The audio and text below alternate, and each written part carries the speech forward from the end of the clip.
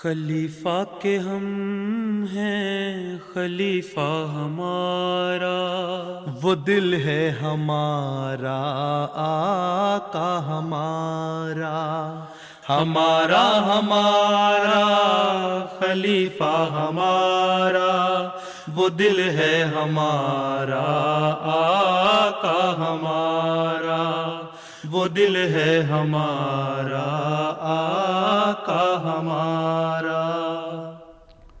বিসমিল্লাহির রহমানির রহিম। আসসালামু আলাইকুম ওয়া রাহমাতুল্লাহি ওয়া বারাকাতুহু। এবং দিস উইক উইথ হুজুর অনুষ্ঠানে আপনাদের স্বাগত জানাচ্ছি। আমরা দুটি মোলাকাতের বিশেষ অংশ আপনাদের সামনে উপস্থাপন করতে পেরে সম্মানিত বোধ করছি। এর একটি হলো মার্কিন যুক্তরাষ্ট্রের মজলিস আনসারুল্লাহ সদস্যদের সাথে, এবং অপরটি হলো কানাডার ওয়ার্ডরেইল আহমদিয়া জামাতের আমেলার সদস্যদের সাথে। আমরা শনিবারের মোলাকাত দিয়ে শুরু করছি, যেখানে হযরত খলিফাতুল মসিহ আল খামেস আদাল্লাহু তাআলা বিন ইসরাঈল আজিজ সদয় হয়ে মার্কিন যুক্তরাষ্ট্রের মজলিস আনসারুল্লাহ সদস্যদের সাথে সাক্ষাৎ করেন। On the 20th of June, 20 June members of তারিখে Majlis Ansarullah Virginia from the Jamaat United সহ মার্কিন States, যুক্তরাষ্ট্র including those থেকে from আগত Virginia Majlis Jamaat, Ansarullah were blessed to সদস্যরা have হযরত mulaqat খলিফাতুল মসিহ আল with খামেস Hazrat আদাল্লাহু তাআলা বিন Khalifatul ইসরাঈল Masih আজিজের সাথে Ayyadullah মোলাকাতের Ta'ala সৌভাগ্য bin Nasir লাভ al-Aziz. করেন। The Ansar all আনসারগণ had the প্রত্যেকেই opportunity to নিজেদের introduce পরিচয় প্রদানের themselves সুযোগ and লাভ were করেন able to এবং ask বিভিন্ন questions সমসাময়িক ও to seek ধর্মীয় Hazrat বিষয়ে Amirul Hazrat Mu'minin's Amirul guidance মুমিনিনের on দিক a range of নির্দেশনা লাভের contemporary উদ্দেশ্যে and প্রশ্ন religious করার topics. সুযোগ পান। প্রিয় হুজুর, মাঝে মাঝে এমন দেখা যায় যে নেক ধার্মিক এবং ধর্মসেবাকারী পিতামাতার সন্তানরা ধর্ম থেকে দূরে সরে যায়। এমন পিতামাতা কিভাবে বুঝতে পারবেন যে সন্তানদের ধর্ম থেকে দূরে সরে যাওয়ার বিষয়টি সন্তানদের নিজেদের কর্ম ও অগ্রাধিকারের ফল, নাকি পিতামাতার তরবিয়তের কোনো ত্রুটির কারণে ঘটেছে? এছাড়া নিজেদের সন্তানদের পুনরায় ধর্ম এবং জামাতের সাথে সম্পৃক্ত করার জন্য দোয়ার পাশাপাশি কোন কোন বাস্তব পদক্ষেপ গ্রহণ করা উচিত? প্রশ্ন হলো, আপনার পিতামাতা কি আপনার তরবিয়ত করেছিলেন? আপনি কি শতভাগ ঠিক ছিলেন? তাহলে এই উত্থান পতন তো হতেই থাকে। মানুষের কাজ হলো তরবিয়ত চালিয়ে যাওয়া এবং তাদেরকে বলে যাওয়া যে ধর্ম কি আর আমাদের উদ্দেশ্য কি, আমরা কারা, আমরা আহমদি মুসলমান। শৈশব থেকেই তো শিশুদের এই বিষয়টি উপলব্ধি করানো উচিত। যদি এই বিষয়গুলোই জানা না থাকে যে ইসলাম কি, আহমদিয়াত কি জিনিস, আমরা কেন আহমদি, তো আজকালকার শিশুদের মাঝে একটি বয়সের পর এই প্রশ্নই আসে যে কেন, কি কারণে। তো এর উত্তর আপনাদের কাছে থাকা উচিত। যদি শৈশব থেকে তরবিয়ত করা হয়, জানা থাকে যে আমরা মুসলমান, কেন মুসলমান, আহমদি হলে কেন আহমদি, আহমদি মুসলমান এবং অন্যান্য মুসলমানদের মাঝে পার্থক্য কি, আর আমাদের আদর্শ কেমন হওয়া উচিত, আমাদের উদ্দেশ্য কি, আমাদের উদ্দেশ্যের কথা তো জানা থাকা উচিত, তাই না? আপনার যদি নিজের লক্ষ্য বা টার্গেট সম্পর্কেই জানা না থাকে, তাহলে সন্তানরা তো এটাই মনে করবে যে আমরা শুধু এইভাবে এই পড়াশোনা করে বড় হয়েছি, বাস এটুকুই, আব্বা বলেছে তাই 5 ওয়াক্ত নামাজ পড়ে নিল, না বললে পড়লো না, মসজিদে কখনো 2 ওয়াক্ত নামাজ পড়তে গেলে তো গেল, ছুটির দিন থাকলে জুমায় গেল, ঈদের নামাজ পড়লো, এতেই খুশি হয়ে গেল, ইজতেমায় অংশগ্রহণ করলো, কিন্তু এগুলো তো আমাদের মূল উদ্দেশ্য নয়। তাই মা ও বাবা দুজনকেই শৈশব থেকে মৌলিক বিষয়গুলো শিখাতে হয়। যখন আপনারা এগুলো শেখাবেন, তখন ধীরে ধীরে তাদের তরবিয়ত হবে। তরবিয়ত একদিনের কাজ নয়, এরপরও কিছু ঘাটতি থেকে যায়, প্রত্যেকের মধ্যেই থেকে যায়। আপনার আব্বাও নেক মানুষ ছিলেন, বেশ ধার্মিক ছিলেন, ধর্ম সম্পর্কে জানতেন, তিনিও নিশ্চয়ই তার সন্তানদের তরবিয়ত করেছিলেন, কিন্তু তারপরেও ঘাটতি থেকে যায়। আর এখন মানুষ নিজেই মূল্যায়ন করতে পারে যে আমার ভেতরে কি দুর্বলতা রয়েছে, কি ঘাটতি রয়েছে, অন্য কেউ তা বলে দিতে পারে না। যখন আপনি দেখবেন যে আমার নিজের মধ্যে কি অবস্থা ছিল এবং আমি কিভাবে নিজের সংশোধন করেছি, তখন সেই একই নীতি সন্তানদের উপর প্রয়োগ করবেন, আর এর ফলে তরবিয়তের আরো উন্নত দিকগুলো সামনে আসবে। তাছাড়া এমন একটি সমাজে বসবাস করে যেখানে সবকিছুই উন্মুক্ত, সেখানে তরবিয়ত করা বেশ কঠিন একটি কাজ। এই কারণেই কিছু দেশে সোশ্যাল মিডিয়ার উপর নিষেধাজ্ঞা আরোপ করা হয়েছে। অস্ট্রেলিয়ায় করা হয়েছে, এখানেও এখন আরোপ করা হচ্ছে, এবং অন্যান্য দেশগুলোতেও এ নিয়ে আলোচনা চলছে। মূলত এই সোশ্যাল মিডিয়া পরিস্থিতি অনেক বেশি নষ্ট করে দিয়েছে। বস্তুত বহির্বিশ্বের সাথে মানুষের সম্পৃক্ততা বা এক্সপোজার অনেক বেশি বেড়ে গেছে, আর বাইরের জগতের সাথে সম্পৃক্ততা যত বেশি বাড়ছে, আমাদের অভ্যন্তরীণ পারিবারিক বন্ধনগুলো ততটাই শেষ হয়ে যাচ্ছে। আমরা আমাদের বিভিন্ন কাজে ও চাকরিতে ব্যস্ত থাকার কারণে এ বিষয়ে মনোযোগ দেই না, কিংবা ধর্মের খেদমতের অজুহাত দেখিয়ে ধর্মীয় কাজ নিয়ে মেতে থাকে, কিন্তু ছুটির দিনে সন্তানদের সময় দেই না, স্ত্রীকে সময় দেই না। সন্তানরাও দেখে যে আমার বাবা কি করছেন, আমার মা কি করছেন, এবং মা বাবার উপর খুশি কিনা, এই সমস্ত বিষয়গুলোই প্রভাব ফেলে। তাই নিজের পরিবারকে ঐক্যবদ্ধ রাখার জন্য এটি অত্যন্ত জরুরি যে শৈশব থেকেই এর প্রভাব বিস্তার করুন এবং তারপর নিজেরাও এর উপর আমল করে দেখান। মূলত কর্মময় জীবনটাই হলো আসল বিষয়।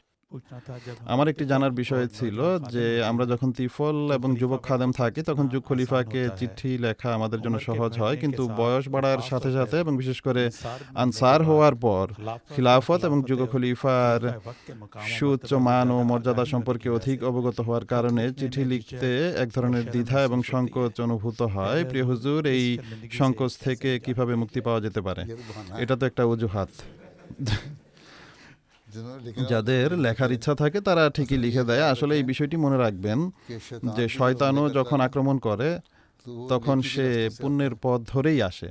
শয়তান হযরত আদম আলাইহিস সালামকেও যখন প্ররোচিত করেছিল তখন এই কথাই বলেছিল যে তুমি যদি এই ফল খেয়ে নাও তবে তুমি চিরকাল জান্নাতে থাকতে পারবে। এই জন্যই আল্লাহ তাআলা তোমাকে এটি খেতে বারণ করেছেন, তুমি এটি খেয়ে নাও। যখন তিনি সেটি খেলেন তখন তার কুফলগুলো সামনে আসতে শুরু করলো। আল্লাহ তাআলা বললেন, আমি তো তোমাকে নিষেধ করেছিলাম।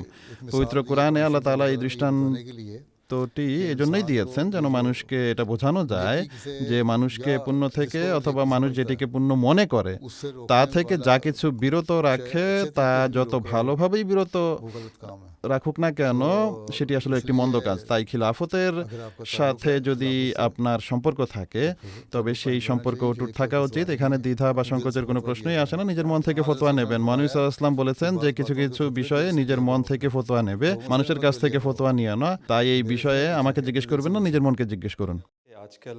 আজকাল বয়স্ক লোকেরা যুবকদের উপদেশ দিলে তা দোষ ধরা হিসেবে ধরে নেওয়া হয়। খাকসারের প্রশ্ন হলো, আমরা যুবক এবং শিশুদের জন্য মসজিদ ও জামায়াতের পরিবেশে কিভাবে প্রফুল্লতা এবং আনন্দদায়ক অবস্থা বজায় রাখতে পারি? আসল কথা হলো একটু মনোবিজ্ঞানও তো পড়া উচিত, তাই না?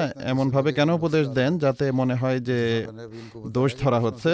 যেমনটি আমি একটু আগেই তাদের বললাম যে ছোটবেলা থেকেই যদি শিশুদের মনোভাব এমনভাবে গড়ে তোলা হয় যে তারা জানে যে ধর্ম কি এবং তাদের ধর্ম শিখতে হবে, তাহলে তাদের মাঝে কৌতূহল আপনা আপনি সৃষ্টি হবে। তখন তারা নিজেরাই প্রশ্ন করবে এবং সেগুলোর উত্তর দিন। আর এরপর যদি তারা ভুল করে, মানুষ মাত্রই ভুল করে, বড়রাও করে, ছোটরাও করে, তখন তাদেরকে বোঝানো, উত্তম পন্থায় বোঝানো উচিত। আল্লাহ তাআলারও এটাই নির্দেশ যে যদি তোমাদের উপদেশ দিতেই হয় তবে উত্তম পন্থায় উপদেশ দাও। আর গতকালও আমি উদাহরণ দিয়েছিলাম যে মহানবী সাল্লাল্লাহু আলাইহি ওয়াসাল্লাম একজন প্রার্থনাকারীকে কিছু দিলেন, কিন্তু সবশেষে একটি উপদেশও তাকে দিলেন। এমনটা নয় যে তিনি তাকে ধমক দিয়ে বললেন যে তুমি প্রতিদিন কি চাইতে চলে এসেছো, না, বরং অত্যন্ত সুন্দর ভঙ্গিতে বললেন যে কতই না ভালো হতো যদি তুমি দানকারী হাত হতে। তো বোঝানোর একটা ভঙ্গি আছে, তাই না? এই মনোবিজ্ঞান আজকালকার শিক্ষিত পিতামাতারও বোঝা উচিত। আর যেসব পিতামাতা শিক্ষিত নন, আপনাদের যে নিজাম বা প্রাতিষ্ঠানিক ব্যবস্থা রয়েছে তাদের উচিত সকল পিতামাতাকে বোঝানো যে কিভাবে উপদেশ দিতে হয়। এখন আমার সামনে একটি উদাহরণ এলো যে একজন বাবা অত্যন্ত কঠোর, তিনি বলেন ঘরে বা জামাতে নামাজ পড়তে হবে বা জামাতে নামাজ পড়া খুবই ভালো কথা, কিন্তু মেয়েটি বিদ্রোহী হয়ে উঠছে কারণ বাবা সারাক্ষণ তার পেছনে লেগে থাকেন। এখন মেয়েদের বয়স যখন বাড়ে তখন বাবাদের অনেক সময় তাদের অবস্থার কথা জানা থাকে না, মায়েরা তাদের সম্পর্কে ভালো জানেন। তাই যদি তাদেরকে নামাজের জন্য বলতে হয় তবে মায়েদের মাধ্যমে বলানো উচিত। আর তাছাড়া এটি আবশ্যকও নয়। নারীদের জন্য তো বা জামাত নামাজ পড়া এমনিতেও বাধ্যতামূলক নয় যে জোরপূর্বক ডাকতে হবে, না আসো, এখনই আসো, আমার সামনে এসে যোগ দাও। এতে সে ধর্ম থেকে দূরে সরে গেল এবং খোদা থেকে দূরে সরে গেল। এখন ধীরে ধীরে বোঝানোর ফলে সে খোদার তো নিকটে চলে এসেছে, কিন্তু জামায়াতকে খারাপ মনে করে। তাই বোঝানোরও কিছু নির্দিষ্ট পদ্ধতি রয়েছে। এজন্য যেসব বয়স্ক ব্যক্তি উপদেশ দেন তাদেরও বোঝা উচিত যে যুগ এখন আর এমন নেই যে আমরা লাঠির জোরে কাউকে বুঝিয়ে দেব। তাই শিশুদের মনোবিজ্ঞান দেখতে হয়, পরিবেশ বুঝতে হয়, পদ্ধতি অবলম্বন করতে হয়। বিভিন্ন পদ্ধতি রয়েছে। এর জন্য দেখুন আপনাদের আনসারুল্লাহর সংগঠন রয়েছে। পিতামাতার প্রশিক্ষণের জন্য একটি কোর্স করুন, সেমিনার হোক, সেখানে এসব জানানো হোক। কোনো সাইকিয়াট্রিস্ট বা মনোরোগ বিশেষজ্ঞকে ডাকুন যে কিভাবে শিশুদের বোঝাতে হবে, কিভাবে তাদের সাথে আচরণ করতে হবে। যেসব মানুষ অভিজ্ঞ, যাদের শিশুরা উত্তম তরবিয়তের মাঝে আছে বা যারা এসব বিষয় বোঝেন, তাদের মাধ্যমে লেকচার দেওয়ানো হোক যাতে পিতামাতার ট্রেনিং হয়। এরপর তো শিশুদের ট্রেনিং হবে। আগে নিজের সংশোধন করুন, তারপর না অন্যদের সংশোধন হবে। আর এরপর নিজের উত্তম আদর্শ স্থাপন করা হলো সবচেয়ে বড় কথা। অনেক মানুষ বা শিশুরা আমাকে বলে যে আমরা আমাদের পিতামাতাকে ঘরে নামাজ পড়তে দেখেছি, তাই আমাদেরও নামাজ পড়ার অভ্যাস হয়ে গেছে। আমরা তাদেরকে পবিত্র কোরআন পড়তে দেখেছি, তাই আমাদেরও পবিত্র কোরআন পড়ার ইচ্ছা জেগেছে। কিন্তু যদি জবরদস্তি করা হয় তবে তারাই বিদ্রোহী হয়ে ওঠে। এখন আর জবরদস্তির যুগ নেই। জাযাকাল্লাহ। हम अपने बच्चों के दिलों আমরা में আমাদের সন্তানদের खिलाफत की হৃদয়ে मोहब्बत খিলাফতের को ভালোবাসাকে महज নিছক एक একটি मामूल के সাধারণ ख्याल के অভ্যাসের बायस से পরিবর্তে कैसे গভীরভাবে हासिल कर কিভাবে सकते हैं। বদ্ধমূল করতে পারি। बचपन की तरबियत ছোটবেলার जो তরবিয়ত है वही এটি अगर बचपन से যদি डाली जाए ছোটবেলা থেকে গেঁথে তাহলে দেওয়া বড় হয় হতে তবে একটি সম্পর্ক তৈরি হয়ে যায়, ঠিক আছে। बहुत लोग কিছু মানুষ जिनके माँ যাদের बाप পিতামাতা तरबियत कर रहे ছোটবেলা होते हैं থেকেই बचपन से, তাদের তরবিয়ত করতে থাকেন, वो बच्चे সেই आगे বাচ্চারা बढ़ते এসে हैं, যখন আমার उनके সাথে अंदाज দেখা और করে होते हैं, তাদের वो बड़े আচার होते আচরণ तक ভিন্ন कायम রকম रहते হয় हैं। এবং বড় হওয়া পর্যন্ত তা ताल्लुक भी বজায় रखते থাকে। हैं। তারা সম্পর্ক उन्होंने বজায় कहा রাখে, खत लिखते তাদেরকে हैं, বলা वो হয় लिखते চিঠি हैं। লিখতে, তখন तो তারা लेकिन চিঠিও अगर লেখে। কিন্তু जबरदस्ती আপনি যদি करें জবরদস্তি করতে থাকেন, और এমন উপদেশ नसीहत कर रहे দেন हैं যার উদ্দেশ্য হয় दुनियावी ख्वाहिशात জাগতিক का বাসনা, मकसद তাহলে होता है, সেগুলো दुनिया ख्वाहिशात জাগতিক है, বাসনার जिसको দিকেই अपना ধাবিত आके হয় এবং এক পর্যায়ে वो এসে दिन से তারা हटते ধর্ম हैं। থেকে দূরে সরে अगर যায়। दीन की যদি तरबियत सही ধর্মের है, তরবিয়ত সঠিক खुदा হয়, की और उसके খোদা रसूल এবং की তার मोहब्बत রসুলের दिल में ভালোবাসা डाली है, হৃদয়ে तो গেঁথে निज़ाम দেওয়া की হয়, और खिलाफत की मोहब्बत भी তবে रहेगी। জামাতের ব্যবস্থাপনা এবং तो पहला খিলাফতের आपको ये ভালোবাসাও काम বজায় है, থাকবে। खुदा সুতরাং की मोहब्बत আপনাদের जमा প্রথম डालें। কাজই হলো খোদার ভালোবাসা হৃদয়ে গেঁথে দেওয়া। যদি আল্লাহ তাআলার প্রতি ভালোবাসা থাকে, তার রসুলের প্রতি ভালোবাসা থাকে, তাদের শিক্ষার উপর আমল করার প্রয়োজনীয়তা থাকে, তবে সেই শিক্ষাতেই পবিত্র কোরআনে খিলাফতেরও নির্দেশ রয়েছে, আনুগত্যের। ठीक है ঠিক MTA पे हर এমটিএতে प्रोग्राम के शुरू होने से প্রোগ্রাম पहले শুরু হওয়ার पढ़ते हैं, পূর্বে आयत আয়াত তেলাওয়াত इस्तिगলাফ। করা হয়, তাই না? আয়াত ইস্তিগলাফ যখন তা পড়া হয় তখন এর অর্থ এটাই যে এটি পবিত্র কোরআনেরই নির্দেশ, তাই না? সুতরাং খিলাফতের ভালোবাসা কোনো আলাদা ভালোবাসা নয়। আল্লাহ এবং রসুলের ভালোবাসা সৃষ্টি করলে তা আপনা আপনি সৃষ্টি হয়ে যাবে, ধর্মের প্রতি ভালোবাসা সৃষ্টি হয়ে যাবে। যখন ধর্ম হৃদয়ে বদ্ধমূল হয়ে যাবে তখন জামাতি ব্যবস্থাপনাও বদ্ধমূল হয়ে যাবে। তাই এই চেষ্টাই করুন, কেবল একটি বিষয়কে ধরে বসে থাকবেন না, আল্লাহর সত্তা থেকে শুরু করুন। এই জন্যই আমি খুতবাগুলোতে আল্লাহ তাআলার সাথে সম্পর্ক এবং আল্লাহ তাআলার ইবাদত দিয়ে শুরু করেছিলাম, আর এরপর কথাগুলো সামনের দিকে এগিয়ে যাচ্ছে। তো এই বিষয়গুলো দেখুন। ठीक है জাযাকাল্লাহ।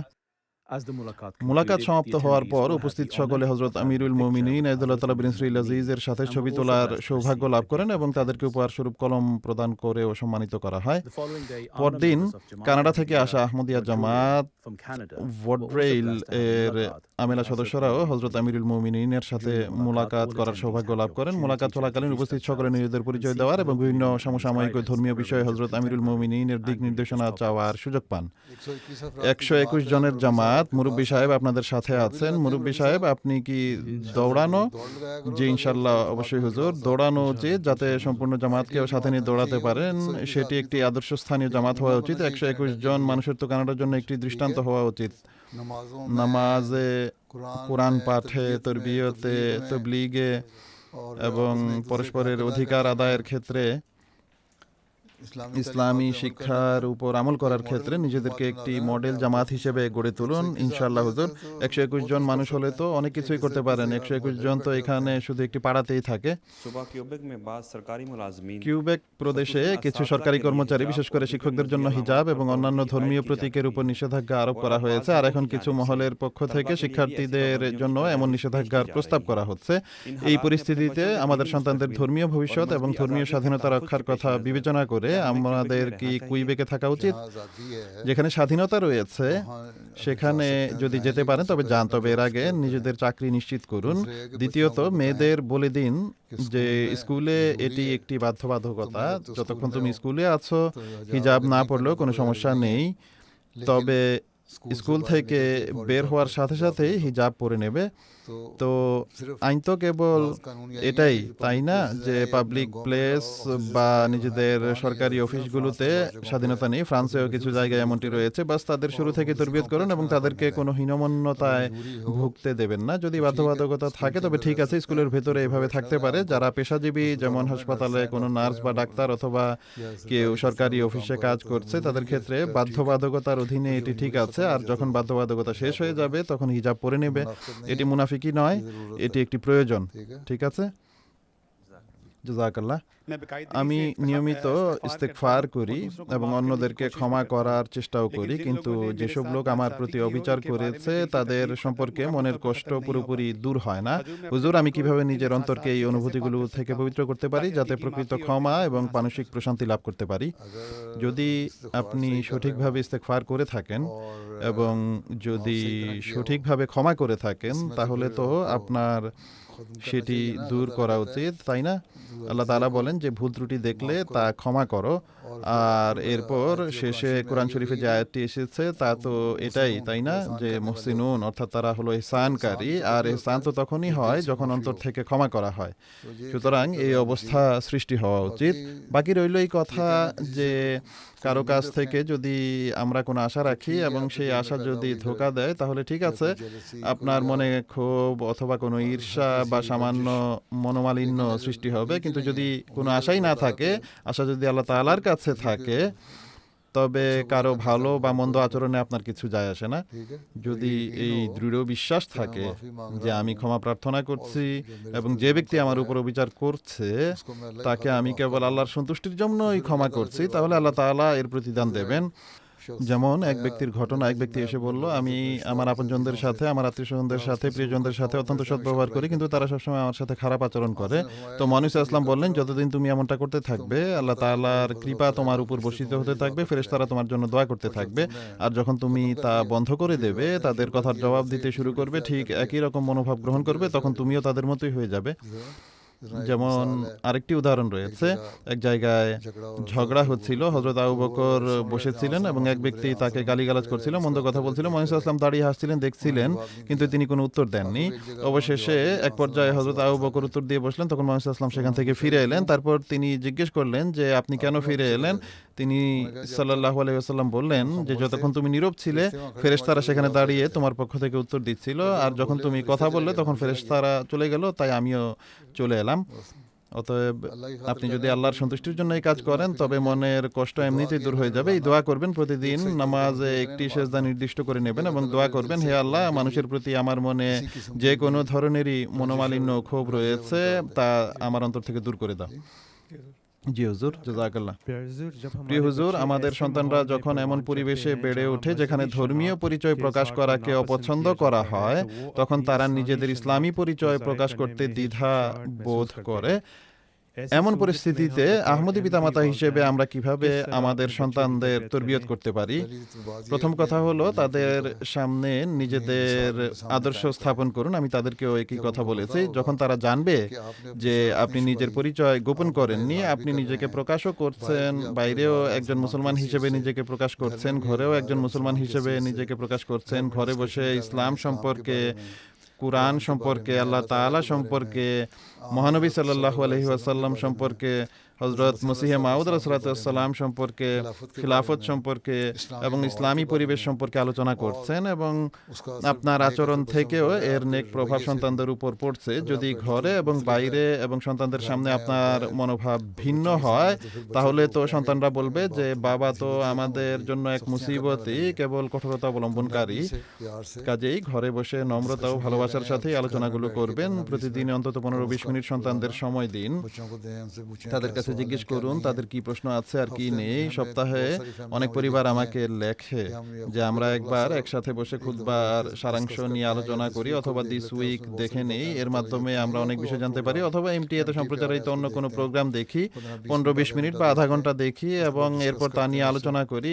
এর একটি ইতিবাচক প্রভাব পড়ে। সুতরাং তাদের মধ্যে একটি আত্মবিশ্বাস তৈরি করুন। তাদের বলুন যে তোমরা কে, তোমরা মুসলমান, মুসলমান কি, এবং তারপর তোমরা আহমদী মুসলমান, অন্য মুসলমানদের সাথে আহমদী মুসলমানদের পার্থক্য কি, কিভাবে তোমাদের নিজেদের উত্তম আদর্শ স্থাপন করতে হবে। সুতরাং যখন এই সমস্ত বিষয় তাদের জানাবেন এবং আপনি নিজের আত্মবিশ্বাসও তাদের সামনে প্রকাশ করবেন, তখন স্বাভাবিকভাবেই তাদের মাঝে যে হীনমন্যতা রয়েছে তা দূর হয়ে যাবে। ঠিক আছে, জাযাকাল্লাহ।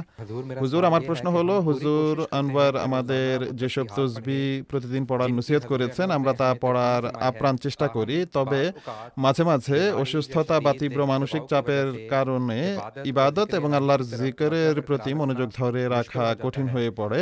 এমন অবস্থায় হুজুর আনওয়ার আমাদের কি দিক নির্দেশনা প্রদান করবেন?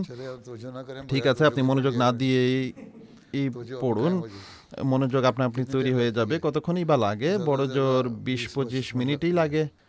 অসুস্থ অবস্থায় শুয়ে আছেন তো সেই অবস্থাতেই দরুদ শরীফ পড়ে নিন, এর মাঝে শেফা বা আরোগ্য রয়েছে। হযরত মসিহ মাউদ আলাইহিস সালাম যখন অসুস্থ হয়েছিলেন, অবস্থা এতই চরম আকার ধারণ করেছিল যে এমনকি বাড়ির লোকদেরও মনে হয়েছিল যে এই বুঝি তিনি চলে গেলেন। তখন আল্লাহ তাআলা তাকে ইলহামের মাধ্যমে এই দোয়াটি শিখিয়েছিলেন যে সুবহানাল্লাহ ওয়া বিহামদি সুবহানাল্লাহিল আযীম আল্লাহুম্মা সাল্লি আলা মুহাম্মাদিন ওয়া আলা আলি মুহাম্মাদ। তিনি তা পাঠ করলেন, আর তখন বন্ধুদের মাঝে এই প্রেরণা সৃষ্টি হলো যে নদী থেকে বালি সহ পানি আনা হোক এবং তা নিয়ে তার শরীরে মালিশ করা হোক। সুতরাং তারা এই দোয়া পড়তে পড়তে তার শরীরে মালিশ করতে লাগলেন। তিনি আসলাম বলতেন যে আমার কাছে মনে হচ্ছিল যেন আমার শরীর থেকে আগুন বেরিয়ে যাচ্ছে। এরপর তার অবস্থা ঠিক হয়ে গেল। সুতরাং দোয়ার মাঝে তো এমনিতেই শেফা রয়েছে, তাই অসুস্থতার অবস্থায় বা মানসিক চাপ থাকলে এর জন্য সবচেয়ে ভালো বিষয় হলো দোয়া করা। শুধু জামাতের জন্যই যে দোয়া করতে হবে তা নয়, বরং নিজের সত্তার জন্য এটি খুবই ভালো একটি বিষয়। তো এতে বড় জোর 20-25 মিনিট লাগে। তাছাড়া যদি মানসিক চাপ নাও থাকে তবুও আপনারা এতটা মনোযোগের সাথে পড়েন না। 15, 20 বা 25 বার হয়তো ঠিক মতো পড়বেন, কিন্তু পরের 70-75 বার কেবল মুখ থেকে এমনিতেই বের হতে থাকবে, এমনই অবস্থা হয়। তো ঠিক আছে, যতবার পড়া যায় ততবার তো পড়ুন, ধীরে ধীরে অভ্যাস হয়ে যাবে। ঠিক আছে? জি হুজুর, জাযাকাল্লাহ।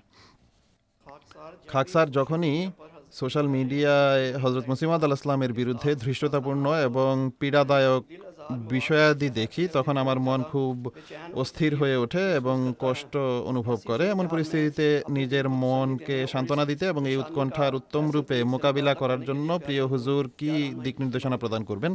প্রথমত, নিজের জ্ঞান বৃদ্ধি করুন।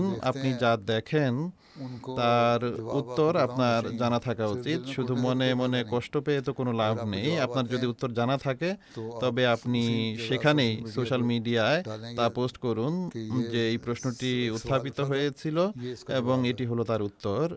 নিজের সাইট তৈরি করে নিজেদের সোশ্যাল মিডিয়ায় পোস্টগুলো করার পরিবর্তে তাদের সেখানে উত্তর দিয়ে দিন, যাতে তাদের যারা পাঠক এবং অনুসারী আছে তারা আপনার উত্তর পড়ে নিতে পারে।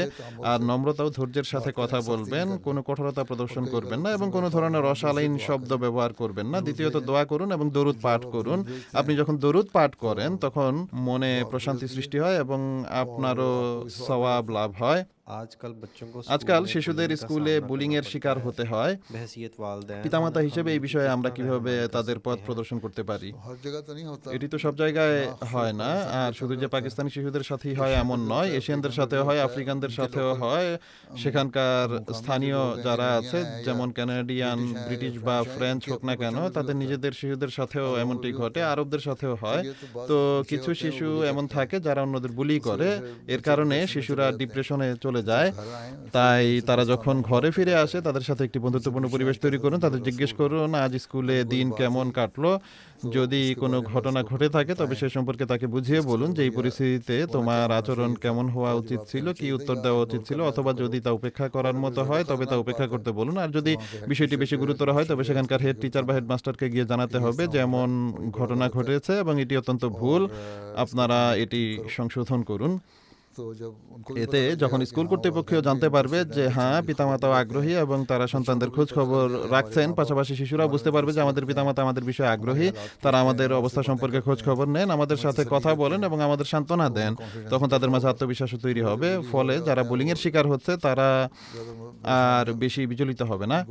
তাদেরকে বলুন তোমার আত্মবিশ্বাস থাকা উচিত যে তুমি কে, মানুষের কথার পরোয়া করো না। তাদের এটি বুঝিয়ে বলুন যে তোমাদেরকে বিশ্বের নেতৃত্ব দিতে হবে, বিশ্বের নেতা হতে হবে, আর এই কারণেই তোমাদের সাথে শত্রুতা করে এমন কথা বলা হবে। সুতরাং তোমাদের এর মোকাবেলা করতে হবে এবং নিজেদের মাঝে সাহস সঞ্চার করতে হবে। তবে মূল বিষয় হলো তাদের সাথে দৈনিক কথাবার্তা শেয়ার করুন। জি হুজুর, কিন্তু আপনি যদি সপ্তাহের পর সপ্তাহ শিশুদের কোনো খোঁজই না নেন তবে শিশুরা ডিপ্রেশনে চলে যায়। তারা বলে আমি স্কুলেই যাব না। জার্মানিতে এমন একটি মেয়ে ছিল, তাকে সবাই বিরক্ত করত। সে ভয়ে তার পিতামাতাকে বলতো যে আমি স্কুলে যাব না, কিন্তু তার পিতামাতা তাকে জোর করে পাঠিয়ে দিতেন। স্কুলের কাছে একটি খালি ভবন ছিল, সে সেখানে গিয়ে লুকিয়ে বসে থাকতো এবং যখন ছুটি হতো তখন ঘরে ফিরে আসতো। বেশ কয়েকদিন স্কুলে উপস্থিত না থাকার পর স্কুল কর্তৃপক্ষ পিতামাতাকে রিপোর্ট করে যে সে স্কুলে আসছে না। তখন পিতামাতা তাকে জিজ্ঞেস করলে সে বলে যে আমি তো তোমাদের বলছিলামই যে আমি যাব না, তারা আমাকে সেখানে বুলি করে বিরক্ত করে, আর তোমরা আমার কথাই শুনছিলে না। যদি শুনতে তাহলে টিচারকে জানাতে বা আমার কথা শুনতে, আর আমি আমার মনের ভার হালকা করতে পারতাম। তাই আমি এই সমাধানই ভেবে নিয়েছি যে আমি স্কুলেই যাব না, সেখানে গিয়ে এক কোনায় বসে থাকি স্কুলের বাইরে একটি বিল্ডিং এ, আর যখন ছুটি হয় তখন ফিরে আসি। তো এর এমন ক্ষতিকর প্রভাব পড়ে। যদি তাদেরকে মনস্তাত্ত্বিক প্রভাব থেকে রক্ষা করতে হয় তবে এই সমাজে পিতামাতাকে পরিশ্রম করতে হবে। হুজুর, আজকাল স্কুলগুলোতে অনেক ইসলামিক বিষয় পড়ানো হচ্ছে, এমত অবস্থায় আমাদের জন্য কি এটি জায়েজ হবে যে আমরা আমাদের সন্তানদের কোনো প্রাইভেট গয়ের আহমদি মুসলিম স্কুলে ভর্তি করাবো, যেখানে তারা শিক্ষা ও তরবিয়তের জন্য অধিকতর ইসলামিক পরিবেশ পাবে? ঠিক আছে, যদি সেখানে এমন পরিবেশ পাওয়া যায় যেখানে সেসব ইসলামিক শিক্ষা দেওয়া হয় না, তবে পড়াতে পারেন, কিন্তু সেখানে এই সতর্কতা অবলম্বন করতে হবে, তাদেরকে বলে দিতে হবে যে তারা যেন তাদের অর্থাৎ গড়ে আহমদীদের সকল মতবাদের উপর আমল করা শুরু না করে দেয়, তারা যেন খতমে নবুয়তের উপর লেকচার দেওয়া শুরু না করে দেয়, তারা যেন জামাতের বিরুদ্ধে কথা বলার মতো না হয়। দ্বিতীয় বিষয়টি হলো, যেখানে বাধ্যবাধকতা রয়েছে এবং শিশুরা স্কুলেই যায়, সেখানে আবার প্রতিদিন, যেমনটা আমি বলেছি, যে ঘরে আসার পর তারা যেন বসে, মেয়েদের সাথে মায়েরা কথাবার্তা শেয়ার করবে, তাদেরকে বলবে যে আসল বিষয়টি কি, ছেলেদের সাথে বাবারা শেয়ার করবে, তাদেরকে বলবে যে আসল বিষয়টি কি, কেন আমরা এই বিষয়গুলো থেকে বেঁচে থাকি। যখন সময় আসবে তখন তোমরা নিজেরা এসব বিষয় জানতে পারবে। যদি তাদের মনে কোনো প্রশ্নের উদ্রেক হয় তবে তার উত্তর দিন, মেয়েদের প্রশ্নের উত্তর মায়েরা দিন এবং ছেলেদের প্রশ্নের উত্তর বাবারা দিন, এতে তারা আশ্বস্ত হয়। তাই নিজেদের লজ্জাবোধ দূর করতে হবে। সব জায়গায় তো আর আপনারা ইসলামিক স্কুল পাবেন না, কোনো কোনো জায়গায় বাধ্যবাধকতা থাকে, তাই নিজেদেরকেই পরিশ্রম করতে হবে আর বিনা দ্বিধায় উত্তর দিন। তাদের কথা শুনে তাদেরকে বুঝিয়ে বলুন যে কোনগুলো মন্দ আর কোনগুলো ভালো। ঠিক আছে হুজুর, পশ্চিমা দেশগুলোতে অধিকাংশ বেতনভুক্ত ব্যক্তির আয় ও ব্যয় প্রায় সমান হয়ে থাকে। তাদের আয়ের বড় অংশ ঘরের ভাড়া বা মর্টগেজ, ট্যাক্স এবং অন্যান্য প্রয়োজনীয় খরচে ব্যয় হয়ে যায়, যখন কিনা বাকি টাকা দৈনন্দিন প্রয়োজন পূরণ করতে খরচ হয়ে যায়। এমন অবস্থায় অনেকেই আর্থিক কুরবানির জন্য কোনো অবকাশ পান না। হুজুর, আমরা কিভাবে এসব ব্যক্তিকে আর্থিক কুরবানির গুরুত্ব ও এর বরকত সম্পর্কে কার্যকরভাবে বোঝাতে পারি এবং তাদের মাঝে কুরবানির প্রেরণা সৃষ্টি করতে পারি? ঠিক আছে, বেচারাগণ যদি না করে তাহলে তো আর তারা ঋণ নিয়ে আপনাদেরকে দেবে না। পশ্চিমা সমাজ এমনটা হয় না। আপনারা যদি কর ফাঁকি না দেন এবং সততার সাথে কাজ করেন, তবে প্রাচ্যের সমাজেও যদি কর দেন সেখানেও টানাটানি হবে। পাকিস্তান থেকে নিশ্চয়ই মন্দ অবস্থা নয় কানাডার, যত ইচ্ছা মনের ইচ্ছা পূরণ করতে পারেন সেখানে।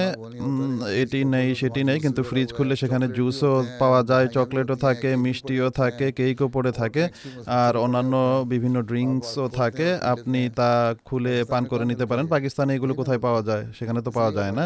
তাই আপনারা কানাডায় চলে এসেছিলেন অনেকে, কিন্তু যারা ভালো উপার্জনকারী রয়েছে তারা সেখানেও ট্যাক্স চুরি করে, আর তারা যদি ট্যাক্স দেয় তাহলে তাদের উপার্জন কমে যাবে। তো কুরবানি করতে হয়। কুরবানির অর্থ কি? কুরবানির অর্থই এটি যে নিজের উপর বোঝা চাপিয়ে বা কষ্ট স্বীকার করে ধর্মের পথে ব্যয় করা। তো এই অনুভূতি যখন তাদের মাঝে সৃষ্টি হবে, অনেকেই এমন করে, অনেকেই আছে, কানাডাতেও আছে, তারা আমাকে লিখে যে আমাদের এই অবস্থা ছিল, আমরা এই কুরবানি করেছি আর এরপর অসাধারণভাবে হয়তো কোম্পানি আমাদের কোনো বোনাস দিয়ে দিয়েছে বা ট্যাক্স রিটার্ন কর্তৃপক্ষ আমাদের অতিরিক্ত কর ফেরত দিয়েছে, অথবা অমুক অমুক কাজ হয়ে গেছে। এমন অনেক ঘটনার কথা তারা লিখতে থাকেন, আপনারাও লিখেন। তো আল্লাহ তাআলার পথে খরচ করলে আল্লাহ তাআলা তো বলেন যে আমি তা ফিরিয়ে দেই। অভিজ্ঞতা লাভ করলে তবেই তা বুঝতে পারবেন, তাই না? সুতরাং তাদেরকে এটি বোঝান যে আর্থিক কুরবানি করার জন্য তো নিজেদের খরচ কমাতে হয়। এটি আমাদের আয়। প্রথমে বাজেট তৈরি করে নিন। এটি আমাদের ঘরের খরচ। ঘরে আমাদের দৈনন্দিন এই জিনিস কিনতে হবে, এগুলো হলো আমাদের প্রয়োজন, এগুলো হলো শিশুদের শিক্ষার জন্য, এটি আমাদের মর্টগেজের খরচ, এটি আমাদের ট্যাক্সের খরচ, এটি আমাদের পরিবহন খরচ। আর এর মধ্য থেকেই কিছু না কিছু আমাদের আল্লাহর খাতিরেও বের করতে হবে। তো আল্লাহর খাতেও তো কিছু রাখা উচিত, তাই না? কাজেই তাদেরকে এটি উপলব্ধি করান যে আল্লাহর খাতিরে তো কিছু করুন, তাহলে আল্লাহ তাআলা দেবেনও। আল্লাহ তাআলা তো এটাই বলেন। আল্লাহ তাআলার দাবি কখনো মিথ্যা হতে পারে না যে তোমরা আমার খাতিরে খরচ করলে আমি তোমাদেরকে দেব। ঠিক আছে? তো আমি এরকম বহু ঘটনা খুতবাতে বর্ণনা করে থাকি। বিভিন্ন উদ্ধৃতি রয়েছে, হাদিস রয়েছে, মুসলিম আলাইহিস সালামের উদ্ধৃতিও রয়েছে, কোরআন শরীফেও বলা হয়েছে। তো এটি দেখতে হবে যে নিজেদের জাগতিক প্রয়োজন পূর্ণ করতে হবে এবং নেকিও করতে হবে। লান তানালুল বিররা হাত্তা তুনফিকু মিম্মা তুহিব্বুন। তো নেকি তখনই হয় যখন আপনি তা থেকে খরচ করবেন যা আপনি ভালোবাসেন। শুধু সম্পদকেই ভালোবাসলে কিভাবে হবে? তো যারা শুনে খুতবা এবং ঘটনা শুনে চাঁদা আদায়কারীদের মাঝে এবং যারা আল্লাহর ভয় রাখে আর ধর্মের ভালোবাসাও রাখে, তারা কোনো না কোনোভাবে ম্যানেজ করেই নেয়। আর এরপর তারা লিখেও জানায় পরবর্তীতে যে অস্বাচ্ছন্দ্য সত্ত্বেও আল্লাহ তাআলা আমাদেরকে দানে ভূষিত করেছেন। আফ্রিকায় বহু এমন দেশ রয়েছে যেখানে অনেক কষ্টে দিন অতিবাহিত হয়, কয়েক ফ্রাঙ্ক দিতেও তাদের অনেক অসুবিধা হয়। ফ্র্যাঙ্কোফোন দেশগুলোতে বা অন্যান্য দেশ যেগুলো রয়েছে, ज़माने जो भी যে ভাষায় তারা বলুক না কেন, তাদের মাঝে যে মুদ্রাই প্রচলিত রয়েছে তাতেই আল্লাহ তাআলা তাদেরকে বিভিন্নভাবে দানে ভূষিত করেন। আমি বিভিন্ন সময় ঘটনা শোনাই, সেগুলো বর্ণনা করুন। এই কারণেই আমি ঘটনা শোনাই, যাতে এমন দুর্বল যারা রয়েছে তাদেরকে ঘটনা শোনানো যায় এবং যখন তারা শুনে তখন তাদের মাঝে পরিবর্তনও সাধিত হয়। বুঝতে পেরেছেন? ঠিক আছে, জাযাকাল্লাহ। मैं अपने खानदान की আমি আমার उसकी जिम्मेदारियों পরিবারের ভরণ পোষণ, जमाती কর্মসংস্থানের দায়িত্বাবলী এবং জামাতি দায়িত্ব পালনের চেষ্টা করি। অনুগ্রহপূর্বক নির্দেশনা প্রদান করুন যে আমি কিভাবে এসব দায়িত্বের মাঝে ভারসাম্য বজায় রেখে নিজের আধ্যাত্মিক উন্নতি এবং আল্লাহ তাআলার সাথে সম্পর্ককে সুদৃঢ় করতে পারি। ये है कि প্রশ্ন হলো, যা খোদার, बाइबल भी कहती है ना, বাইবেল এটাই বলে যে যা খোদার তা খোদাকে দাও, আর যা कैसर का है वो কাইসারের তা কাইসারকে দাও। रूहानी तरक्की তো के लिए আধ্যাত্মিক क्या है? উন্নতির জন্য কি तुम्हारे রয়েছে? 5 ওয়াক্ত নামাজ রয়েছে। তো আল্লাহ তাআলা এটি বলেননি যে তুমি काम कर रहे हो কাজ করছো জাগতিক, তো তোমার জন্য অনুমতি রয়েছে 5 ওয়াক্ত নামাজ না পড়ার। এই কারণে হযরত মুসলিম মাউদ আলাইহিস সালাম फिक्र फरमाया একটি বাক্য বলতেন, আমি বহুবার বলেছি, कि যে हाथ হাত বাকার দিল বায়ার, অর্থাৎ হাত কর্মরত আর মন আল্লাহর দিকে ধাবিত হচ্ছে। তো এই অনুভূতি যদি সৃষ্টি হয়ে যায় তখন মানুষ 5 ওয়াক্ত নামাজ কখনো পরিত্যাগ করবে না। রাতে কোনো পারিবারিক দায়িত্ব তো পালন করছেন না, উঠে 2 রাকাত নফল পড়ে নিন, ঠিক আছে? এতে উপকার লাভ হবে। 5 ওয়াক্ত নামাজ সঠিকভাবে যদি পড়েন, চলাফেরায় জিকির করেন, দোয়া পড়েন, তাহলে হয়ে যাবে। এটি কোথায় লেখা আছে যে যদি তুমি পরিবারের কাছে বসে থাকো, তাদের জন্য খাবার রান্না করলে বা পয়সা উপার্জন করলে দুরূদ শরীফ পড়তে পারবে না, পড়তে পারো, তখন আধ্যাত্মিক কল্যাণ ও লাভ হবে। তো এটি চিন্তা ভাবনার বিষয়। আপনার চিন্তা চেতনা যেমন হবে সেই অনুযায়ী ফলাফল লাভ হবে। As the mulaqat concluded, the মুলাকাত attendees শেষে all had the honor of having a অংশগ্রহণকারীরা picture with হুজুরের সাথে Hazrat ছবি Amir তোলার al-Mu'mineen সুযোগ and were also পান blessed to এবং receive the gift of সবাই pens. কলমের উপহার লাভ করেন। On the গত 21st, 21শে জুন members of তারিখে the IEEE Executive executive Committee and the কমিটির Water for সদস্যরা Life এবং water project team for were life also blessed to প্রজেক্টের have লোকেরা pictures হুজুরের with সাথে Hazrat ছবি Amir তোলার al-Mu'mineen. সুযোগ লাভ করেন।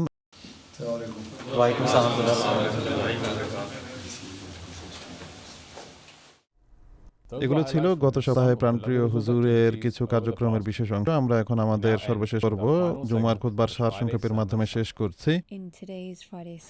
আজকের জুমার খুতবায় হুজুর আদালত বিন ইসরাইল আজিজ মসিহে মাউদ আলাইহিস সালামের অভাবনীয় বদান্যতা সম্পর্কে আলোকপাত করেছেন। হুজুর একটি ঘটনা বর্ণনা করেন যা হযরত মসিহে মাউদ আলাইহিস সালামের মহানুভবতা প্রদর্শন করে, এমনকি যারা তার বিরোধিতা করেছিল তাদের প্রতিও। হযরত মুন্সি জাফর আহমদ সাহেব কপুরথলভি বর্ণনা করেন যে একবার এক মৌলভী কাদিয়ানে আসে এবং হুজুর আলাইহিসসালামের সাথে বিতর্ক শুরু করে দেয়। এরপর তিনি আলাইহিসসালাম যখন তাকে উত্তর দিতে শুরু করেন তখন সে চুপ হয়ে যায়। হযরত ঈসা আলাইহিসসালামের জীবন মৃত্যু সম্পর্কে আলোচনা হচ্ছিল এবং এটি প্রাথমিক যুগের ঘটনা। তিনি আলাইহিসসালাম যখন তাকে বোঝালেন এবং সে চুপ রইল, তখন তিনি আলাইহিসসালাম তাকে জিজ্ঞেস করলেন যে আপনি কি বুঝতে পেরেছেন আমি যেসব যুক্তি দিয়েছি সেগুলো কি সঠিক? সে বলল যে হ্যাঁ, আমি বুঝতে পেরেছি, কিন্তু অত্যন্ত পৈশাচিক মানসিকতার প্রকাশ ঘটিয়ে সে বলল আমি বুঝতে পেরেছি যে আপনি হলেন দাজ্জাল, নাউজুবিল্লাহ। কেননা দাজ্জালের বৈশিষ্ট্যের মধ্যে এটিও রয়েছে যে সে বিতর্কে অন্যদের মুখ বন্ধ করে দেবে, অর্থাৎ নিরুত্তর করে দেবে। তিনি আলাইহিসসালাম এরপর আর কিছু বললেন না এবং সে চলে গেল। অমৃতসরে গিয়ে সে একটি বিজ্ঞাপন ছাপায় এবং এতে এই ঘটনাটি বর্ণনা করে যে আমি এই কথাগুলো বলেছিলাম, কিন্তু তা সত্ত্বেও যখন তিনি আলাইহিসসালাম ভেতরে যান তখন আমি একটি চিরকুট পাঠালাম যে আমি অভাবগ্রস্ত। এখন দেখুন, এখানে সে নিজের নির্লজ্জতা নিজেই প্রকাশ করছে আর তাঁর আলাইহিসসালামের সদ্ব্যবহারের কথাও নিজেই প্রকাশ করছে। সে বলে যে আমি চিরকুট পাঠালাম যে আমি অভাবগ্রস্ত, আমার সাথে কিছু সাহায্য সহযোগিতা করা উচিত, যদিও আমি আপনাকে অনেক খারাপ কথা বলেছি, কিন্তু যাই হোক আমি অভাবগ্রস্ত, আমার সাথে সদ্ব্যবহার করুন। তিনি আলাইহিসসালাম সাথে সাথে 15 রুপি পাঠিয়ে দিলেন। সে লিখল যে তিনি আলাইহিসসালাম তাৎক্ষণিকভাবে আমাকে 15 রুপি পাঠিয়ে দিয়েছেন। তিনি অত্যন্ত দানশীল এবং তার মুখের উপরও যদি কঠোর কথা বলা হয় তবুও তিনি দুঃখিত হন না। তিনি আলাইহিসসালাম নিজে এই শেষোক্ত বিষয়টি অর্থাৎ 15 রুপি পাঠানোর কথা কারো কাছে উল্লেখ করেননি, কিন্তু তার সেই ইশতেহার বা বিজ্ঞাপনের কারণে মানুষ জানতে পারলো যে তার কটূক্তি সত্ত্বেও তিনি আলাইহিসসালাম তাকে 15 রুপি পাঠিয়েছিলেন।